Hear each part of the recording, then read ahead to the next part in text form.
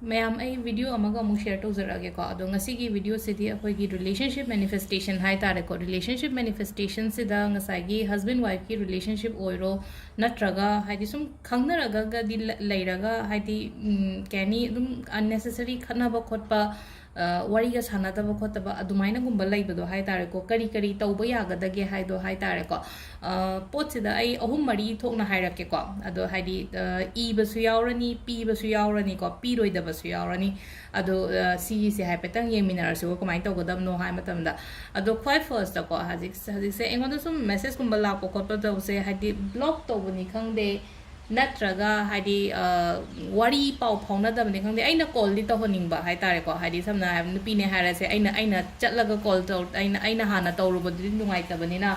haidi mi do na di to honing na ko haidi call manifestation hara se call manifestation sida koina kai kai to ba ya ga da ge hai kan sida ko smaina chi ma lobi ra se ko chi ma lobi ra ga haidi boundary saina haidi ko mari kai no hai tare ko mai gai mari se loina chingjan biro ko अदुगी मतुंगदा अखोइना हाय तारे symbol अमा येक से को symbol से केम नते star नि को दो star येक पगी मोंग से हाय तारे को स्माइना ओइन येक पिरा से स्टार से पेन से ना ब्लू सीजनर रेड से ना कदम ने को रेड ओइना तो बिना आई हाम लोकल बद ब्लू ओइना लोकल रेड ओइना यूज तो से को कोइना सिंबल येक पसे को स्माइना ट्रायंगल की टाइप ता स्माइना येक पिरे ना को मथक्तगी अहम चिंगदरपसे अदुगा मखादगी अमुक्कसु को ट्रायंगल अमगा स्टार की सिंबल दी ओइरे को अदु स्माइना स्टार येक पहारगा सी दी स्माइना दी ये कनो बइना जी ये स्माइना हाय तारे को सी येगा मखादगी उंग स्माइना ये पी हाय तारे को स्टार की सिंबल लेरे को सिदा नंबर सी नगनी को सिदा नंबर से हाई तारे को हाई एंजल नंबर से नगनी एंजल नंबर से कई गिनो है मतलब सिगी नंबर से सिगी नंबर से कोई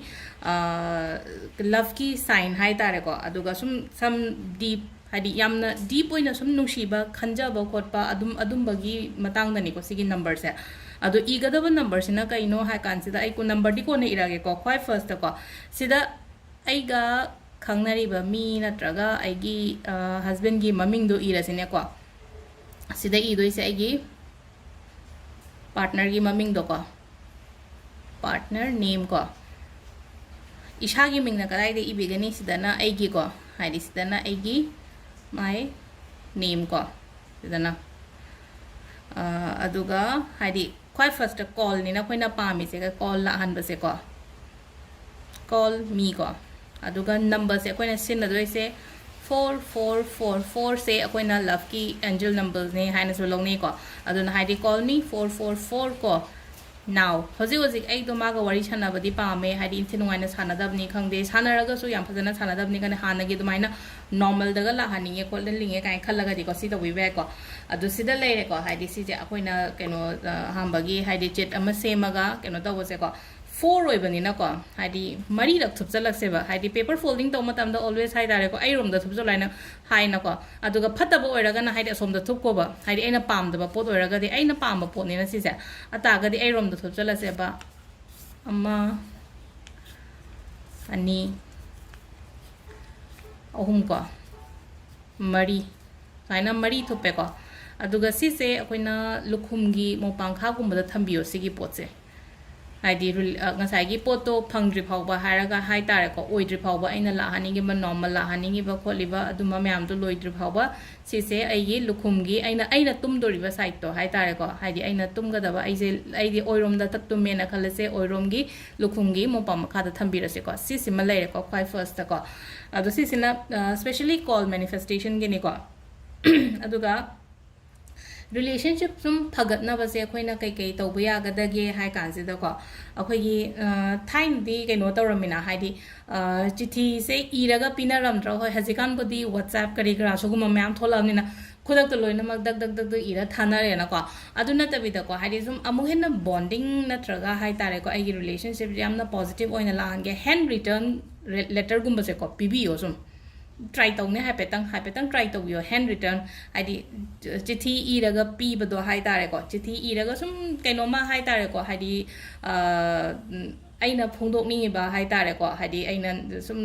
aina khanjaba pot to hai tare ko ai gi partner du da hadi hand return hai tare ko nakhut mangna ijaba na sa mangna ijaba hai tare ko adu maine hand return letter pi ba se yam phei ko aduga amana ko akoi gi bamboo plant se ko bamboo plant se yam phei ko layer manga gumba hai tare ko bamboo plant se pe to ulake ko sida sigi manungda keno to bose ko sigi bamboo plant se ko hadi layer ma sidi ai se 1 2 3 ahum katang ne ba ko 5 layer gumba lai bane ba ko layer manga gumba thibio phanga ga di ko ado 5 layer gumba gi bamboo plant gumba gift to rasya ko cci adagi laughing buddha ko hadi yam pha ba se koina pi ba matam da laughing buddha hairaga di sida su lere ko laughing buddha je sugumba su laughing buddha macha pi ba yai ko set se laughing buddha pi ba su yam phai ko aduga ama ai nga sai do piroi da ba hairaga na kai no hai matam se hanky pigano perfume pigano khung pigano ghari pigano suguma mayam se hai tare ko adi perfume ko nga haki mana nung shiraga swai law mangi na ko adi khara leraga adi nga tang leraga jo hore nung dawaram phau bodi ke su chatte da na ko adu na hadi perfume se nga sai gi magi ke no to fragrance so loi gi ba matam da ke no to we have adagi hanky hara sine ko hanky sibu akoina nungai ba da di ke su sen na de na humang te thokpa phatawi te thokpa pi te thokpa khopa adumaina oina ko adu na hanky gumba si su pibi da ba yaraga di ko hadi gifting to bo khopa matam da hai tare ko aduga amana khung se tongaga mi se chatkhidra aduna haidi khung sima haidi pibi basu yadre ko sigi pot se ko ena je haidi ba pot khara se haidi keno toroga avoid to bio ko si pot me am se pi gano haidi gift to ko pa matam da ko he mai ghari leite mai khung leite gift to bi khung se na ghari jen paisa oina pi go ma lein man haidi lein ko paisa oina gift to ro su ya na ko haidi na pa mam le jo kho jo oina toroga hai tar ai girlfriend do ro ai boyfriend do ro ko mai toroga ado saina husband wife le ra ga budi ke shubudi kai de ko haidi problem ke shu leite ado da di haidi ngai gi already leimina ra bani na sida di ke no to ngai pudi pot ke shu leite na ko ado sida le ko relationship ki se akoina ke to ba yagadage hai ba se ko ado amukona amu yemina ra se makha ta video ko thank you